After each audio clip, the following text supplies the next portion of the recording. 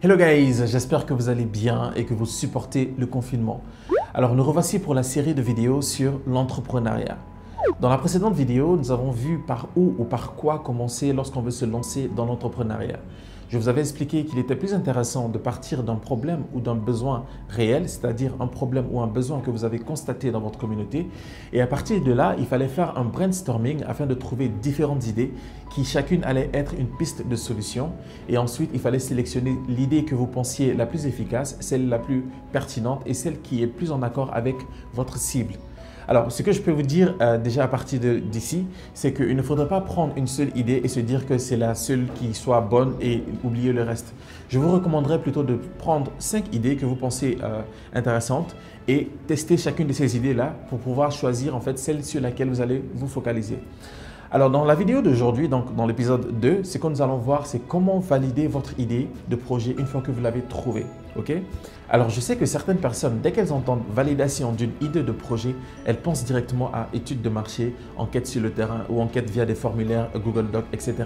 Je ne dirais pas que ce n'est pas la bonne voie à suivre, mais je pense qu'il y a un préalable avant de se lancer dans l'étude de marché à proprement parler.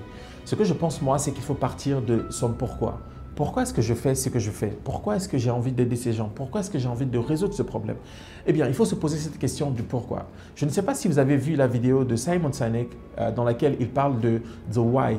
Il explique que la plupart, sinon toutes les entreprises qui réussissent aujourd'hui sont parties d'un pourquoi. Ces entreprises-là commencent d'abord par le pourquoi. Why am I doing what I'm doing?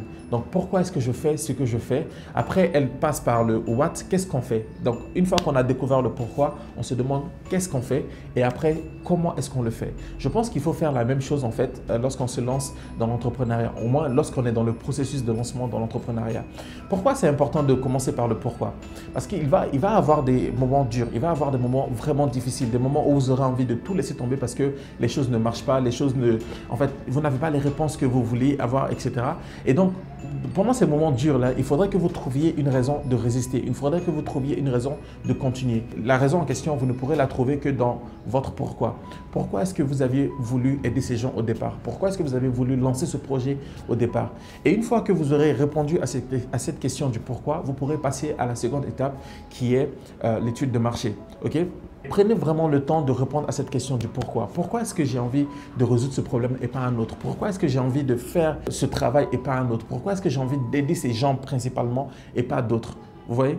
Alors, à présent que vous avez trouvé votre pourquoi, c'est-à-dire que vous savez pourquoi vous voulez résoudre ce problème-là et pas un autre, vous savez pourquoi vous avez choisi d'apporter votre solution à cette cible-là et pas à une autre, vous pouvez passer à l'étape suivante. Et l'étape suivante, c'est l'étude de marché.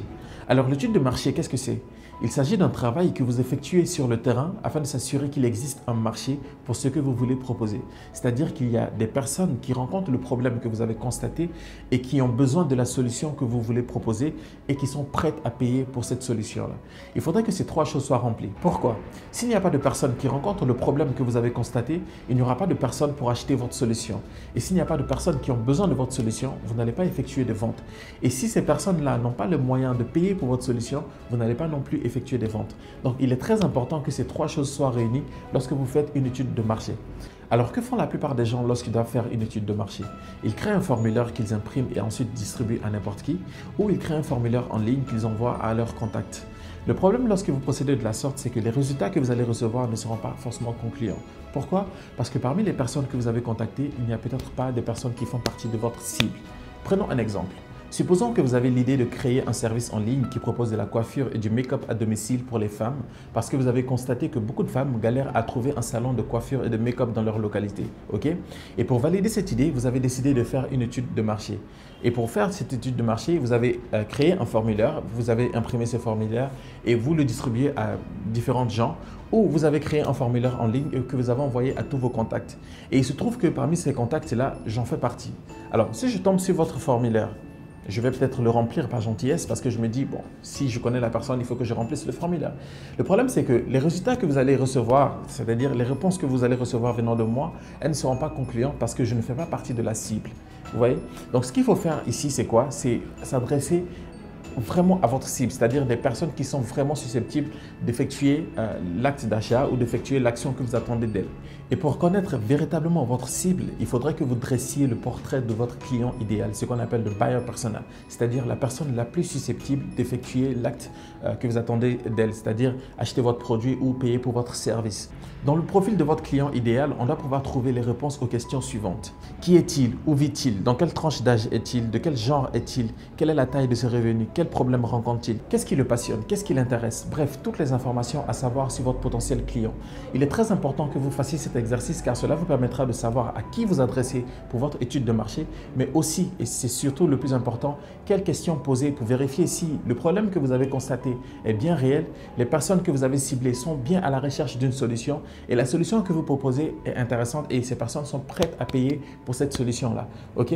Donc, une fois que vous aurez toutes ces informations, c'est-à-dire que vous savez que votre problème, celui que vous avez constaté, est bien réel, que les personnes que vous avez ciblées sont vraiment à la recherche de cette solution-là, vous pouvez vous dire que votre marché existe et il est vraiment temps de passer à la concrétisation de votre projet, c'est-à-dire à la fabrication du produit ou à la création du service, etc.